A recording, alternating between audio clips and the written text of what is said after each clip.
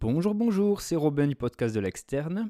Et aujourd'hui, on se retrouve pour le 94e épisode qui va porter sur un item de rhumatologie, l'item 307, sur les tumeurs des os primitives et secondaires. Bon, avant toute chose, j'ai un peu la mort parce que j'ai fait déjà 2 fois l'enregistrement. La première fois, je pense que ça n'avait pas enregistré. La deuxième fois, il n'y avait pas le bon périphérique d'enregistrement qui était enregistré. Donc voilà, je me suis tapé 2 fois l'enregistrement, j'ai bien la mort. Mais bon, je suis en vacances pour 2 semaines. Là, on va partir au Costa Rica dans 4 jours.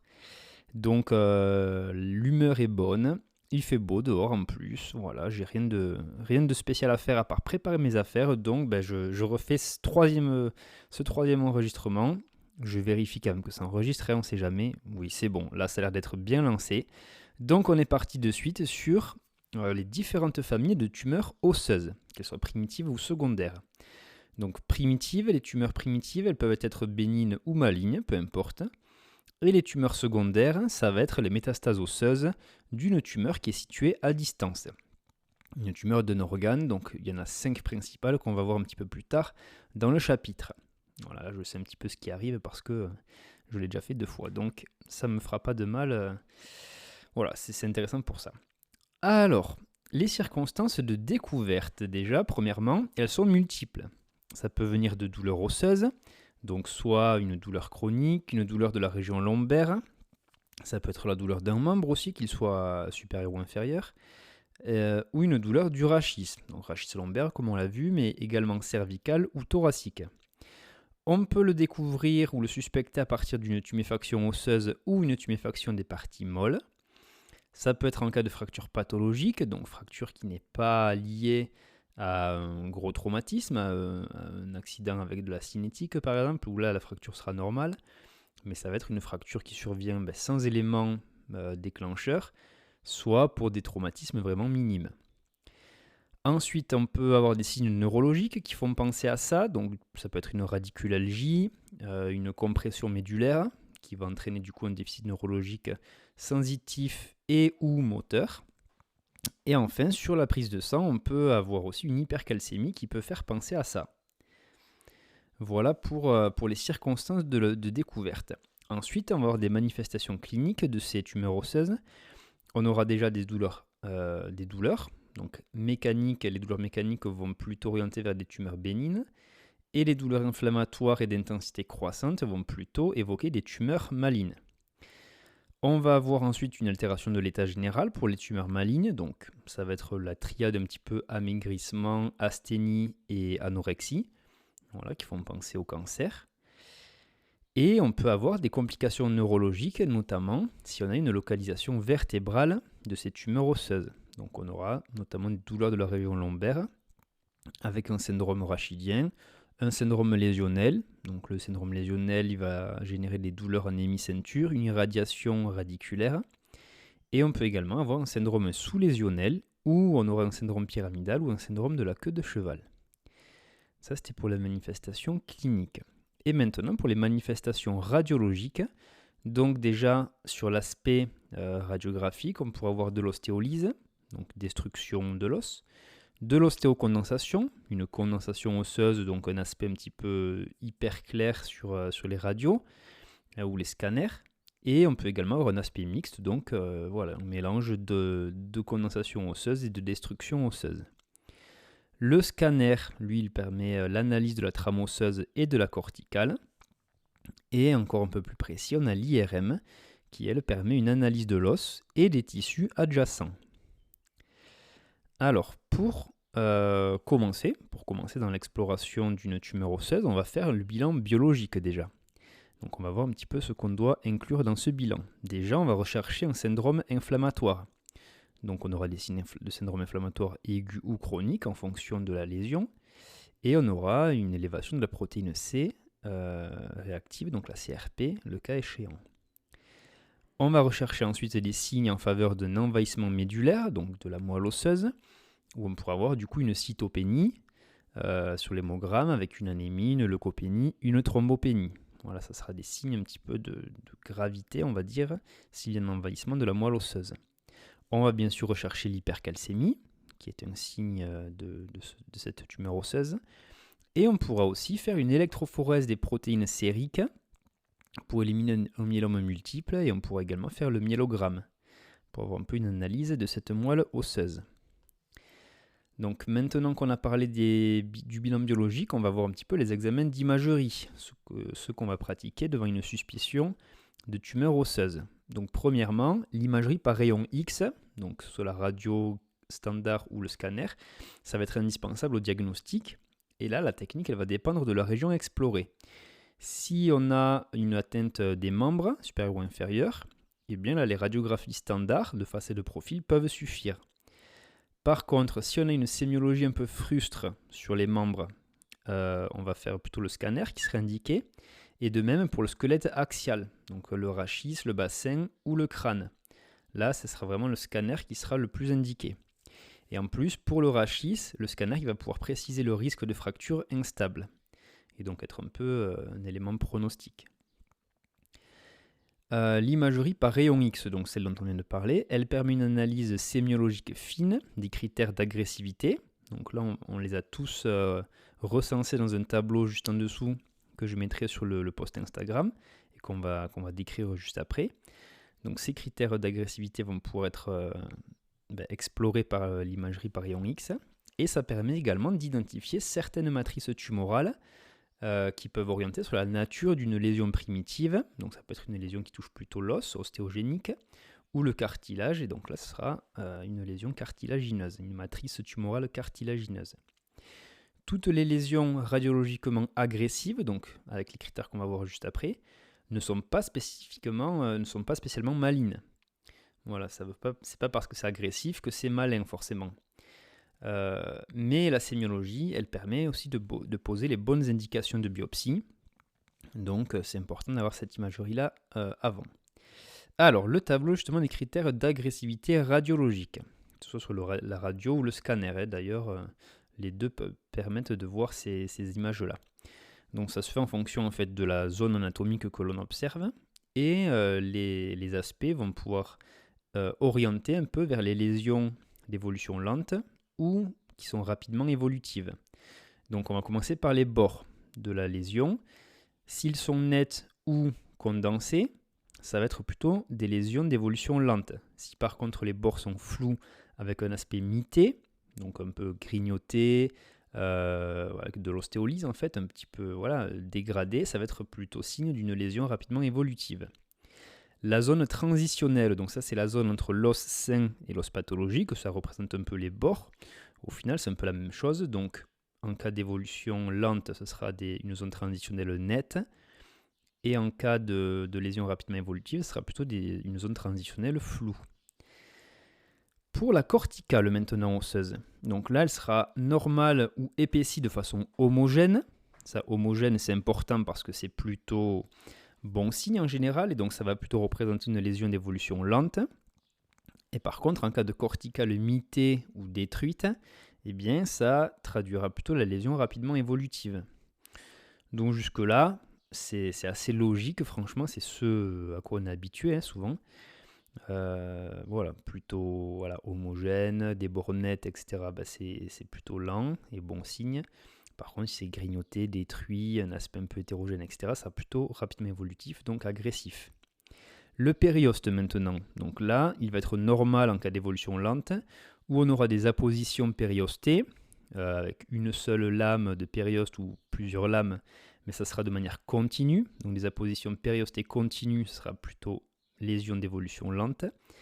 Et par contre, en cas d'apposition périostée unilamellaire ou plurilamellaire, mais interrompue, ou spiculée, ça sera plutôt signe de lésion rapidement évolutive et donc agressive. Là, c'est pareil, dans les cancers, la plupart du temps, les lésions sont un peu de ce type-là, un peu spiculées, un peu anarchiques, etc., qui cherchent à s'étendre un peu vers les autres structures. Ça, c'est plutôt agressif souvent. Donc là, ça ne déroge pas à la règle, on reste sur ça. D'ailleurs, les appositions périostées interrompues, ça s'appelle l'éperon de Codman.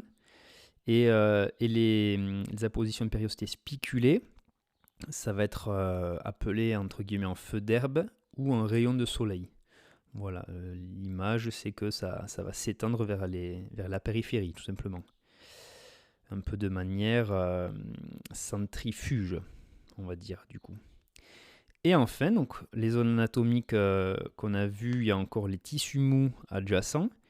Donc ça, c'est toutes les structures qu'il y a autour de l'os, c'est-à-dire les muscles, la graisse, les tendons, les ligaments, etc. En cas de lésion d'évolution lente, ces tissus seront normaux. Par contre, ils seront envahis ou refoulés dans les lésions rapidement évolutives et donc les lésions agressives. Voilà pour les critères d'agressivité radiologique qu'on peut dépister entre guillemets par rayon X, radio ou scanner. Après, on aura les examens de deuxième intention. Donc là, ça va être l'IRM et toutes les techniques un peu de médecine nucléaire. Donc on va les détailler un petit peu. Pour l'IRM, donc là, on va faire l'IRM du segment osseux atteint en cas de lésion radiologiquement agressive, pour pouvoir préciser un peu les choses.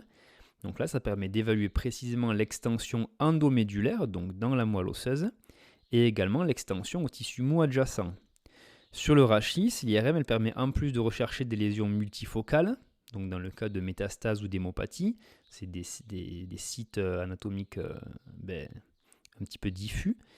Et l'IRM permet également d'identifier une éventuelle extension dans le canal rachidien, avec le risque de compression médulaire, donc de compression sur la moelle épinière. Là, pour le coup, c'est pas la moelle osseuse, mais c'est la moelle épinière. Donc les pathologies nerveuses et radiculaires qui peuvent en découler. On peut aussi utiliser l'IRM corps entier pour la recherche de lésions multifocales, donc des lésions qui seront positionnées à plusieurs sites anatomiques.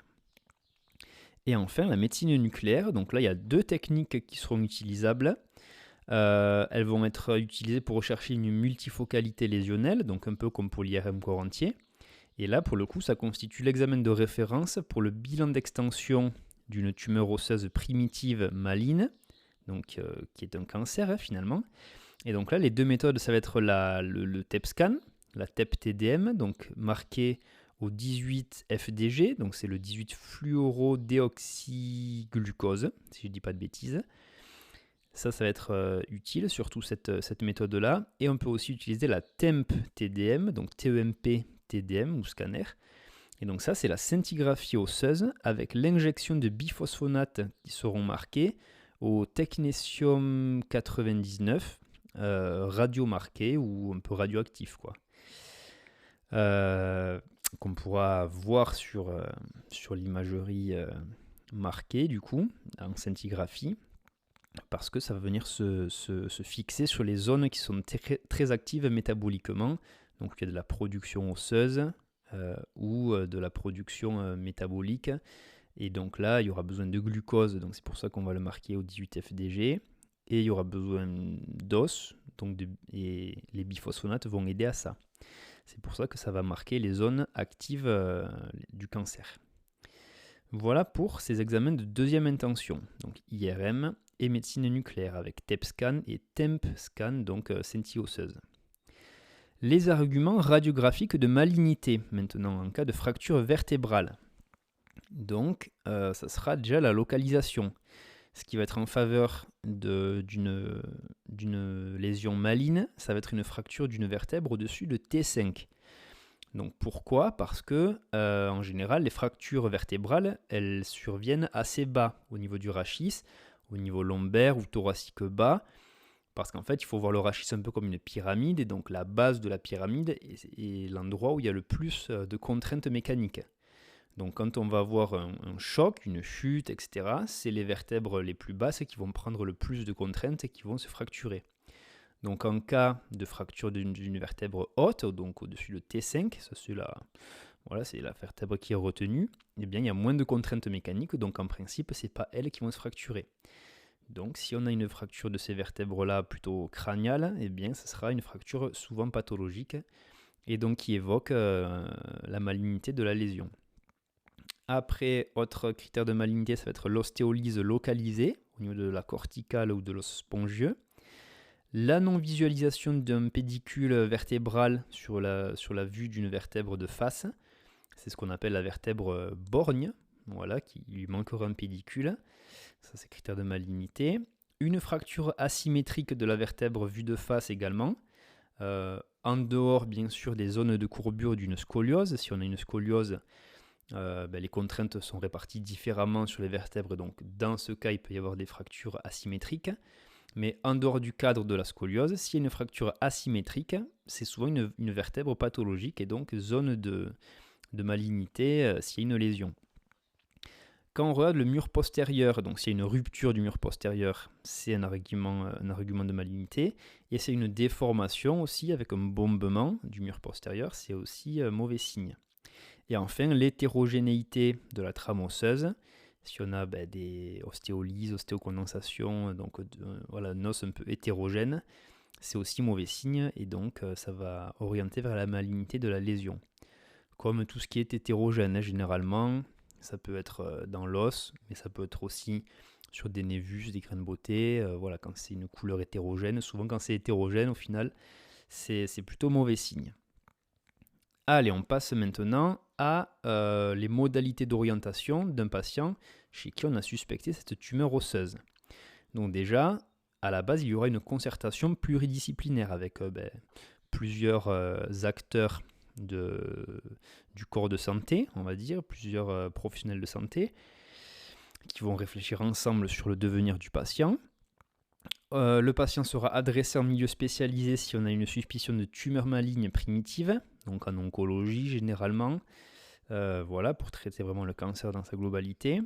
Et enfin, pareil, en cas de suspicion de tumeur maligne primitive, il va falloir faire une biopsie osseuse, ou des biopsies en tout cas, pour essayer d'en savoir un peu plus sur le cancer. Et donc là, la voie d'abord de la biopsie osseuse sera définie avec le chirurgien avant l'opération.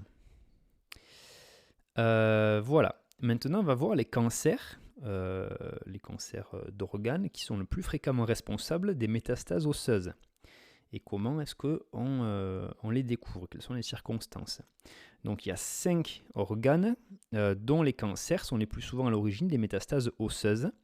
Ça va être le cancer du sein, de la prostate, le cancer du poumon aussi. Donc là, je pense qu'on est sur les 3 cancers les plus fréquemment rencontrés chez l'homme et la femme. Sein pour la femme, prostate pour l'homme, poumon c'est les 2. Et après, le cancer du rein et de la thyroïde vont être aussi à l'origine des métastases osseuses. Et souvent, ils interagissent un peu avec le métabolisme du calcium. Donc, ça peut être un élément pour essayer de s'en souvenir un petit peu, quoi. Donc, sein, prostate, poumon, rein et thyroïde. Ce sera les 5 cancers qui vont donner des métastases osseuses le plus souvent.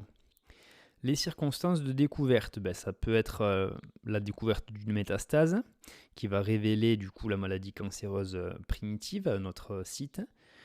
Ça peut être le bilan d'une hypercalcémie. Donc sur une prise de sang, on voit qu'il y a une hypercalcémie, donc là ça peut orienter vers ça. Ça peut être lors du premier bilan d'extension d'un cancer. Donc on vient de découvrir un cancer du poumon par exemple, on a fait une radio thoracique, mettons, on observe une masse qui sera biopsiée, on va voir que c'est un cancer, là il va falloir faire un bilan d'extension. Donc lors du premier bilan d'extension, malheureusement on peut tomber sur des métastases osseuses qui sont directement là. Généralement c'est un peu tard et donc ça commence à sentir un peu mauvais, quoi. Et après ça peut aussi être découvert dans le cadre du suivi du cancer. Et donc là, souvent c'est un peu mieux parce que c'est pris de manière plus précoce, c'est-à-dire on sait que le patient a un cancer, il a des contrôles réguliers, je sais pas, tous les 6 mois par exemple, tous les ans, et donc là sur un bilan d'extension on peut trouver une métastase osseuse, et donc généralement c'est découvert assez tôt justement parce qu'on le surveille, donc ça peut être traité de manière plus précoce. Voilà. Alors ensuite on va voir maintenant les éléments principaux de l'enquête étiologique lorsqu'on se retrouve face à une métastase osseuse inaugurale. Donc les premiers éléments de ce diagnostic du cancer. Donc premièrement l'interrogatoire, on va rechercher les éléments qui peuvent orienter vers le cancer primitif. Donc là, il y a des signes fonctionnels à rechercher. Ça va être tout ce qui rapporte au cancer d'organes dont on a parlé juste avant. On va rechercher de la toux, qui peut orienter vers le cancer pulmonaire. Une hématurie, qui va pouvoir orienter vers le cancer rénal. des douleurs abdominales, donc là ça peut être aussi évocateur de cancer, que ce soit prostate, rein notamment, etc. Et après on va rechercher aussi les antécédents personnels de cancer ou les facteurs de risque comme le tabac, etc. Et également les facteurs familiaux, les antécédents familiaux. Après, on passe à l'examen clinique. Donc là, on va rechercher des signes de lésions primitives. On va faire une palpation des seins chez la femme, une palpation de la thyroïde, du foie. On va aussi palper les fosses lombaires et faire une palpation abdominale. On peut avoir une hypertrophie rénale, etc. On va palper toutes les aires ganglionnaires, les téguments, donc la peau, les poils, etc., les ongles aussi. On va faire une palpation testiculaire et des touchés pelviens. Donc voilà, toucher rectal chez l'homme pour la prostate, toucher vaginal chez la femme pour essayer de chercher éventuellement des signes de lésion primitive. On va doser le PSA chez l'homme, donc l'antigène prostatique, qui s'il est très élevé ou élevé en tout cas peut évoquer un cancer de la prostate. On va faire les radios, donc là l'aspect radiologique pourra orienter. Donc une métastase osseuse qui sera condensante chez l'homme, ça fait rechercher plutôt un cancer de la prostate. Quand on aura une métastase lytique pure, où l'os sera vraiment détruit de manière pure, il n'y a pas de condensation, c'est plutôt de l'ostéolyse, ça sera plutôt les cancers du rein, du poumon, de la thyroïde et du sein. Donc en fait tous les autres, tous sauf la prostate, et les métastases d'aspect mixte, donc là c'est au cours de nombreux cancers aussi, dont le sein et le poumon. Voilà, le sein et le poumon pourront donner les deux types, donc plutôt métastases condensantes, osseuses et ostéolytiques.